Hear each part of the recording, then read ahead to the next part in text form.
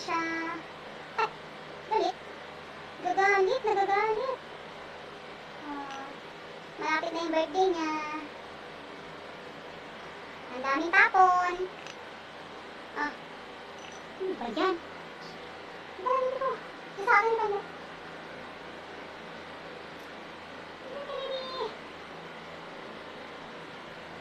Ay, yung baby namin. Ayaw na dumede. Nagagalit, nagagalit. Bakit ayaw mo? Ayaw mo? Ayaw mo? Habang dumidede, naglalaro mo na siya. Tingnan mo, ang liit-liit na ako para siyang dagla. Ano? Nagigising mo lang? Nagigising lang ang baby namin. Nagagalit? Nagagalit? Ganyan siya dumede, unti-unti. Tigil, tapos dede ulit. Tapos tigil, dede ulit. Kailangan may tsaga ka magpa-dede. Kasi pag hindi siya makakadede, wala siyang kain. Aatras na naman siya. Oops! Hindi ka pwede dyan. Hindi. Ang hirap magpa-dede ng baby na puting. Ayan, ayaw na naman niya. Aatras na naman.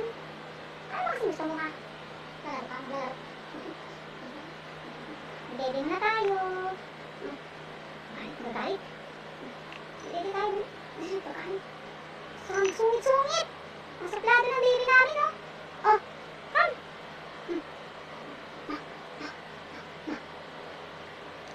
Tara, bilisan mo. Di tutulog na. Tutulog na yung baby namin. Dede na yan. Kailangan na yung tsaga ka magpa-dede sa maliit na puta. Sa maliit na puta. Ayaw. Tignan mo, naglalaro na naman. Lalayas na naman yan. Hello. Hello, baby. Hello. Come. Yan, natatago naman siya. Ganyan siya dumedi. Ang hirap pero padidehin. Kasi, mahilig siyang maglaro.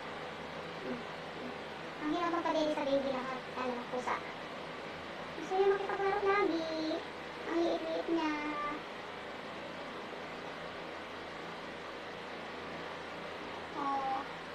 Dito na. Bilis. Dede. Saan mo? Ayaw na naman niya. Ito na. Sino yan? Ang liit ng baby namin, ang liit. Ito na siya, Ang kulit niya. Ayaw dumede na maayos. Nagagalit pa pag pinapadede. Abangan niyo yung paglaki ni Sol.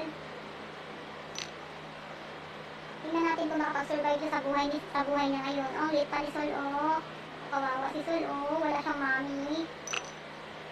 Hindi ko alam paano ito palakihin. Kasi sobrang liit niya. Hindi ko alam paano palakihin yung Sol namin. Ang kulit-kulit.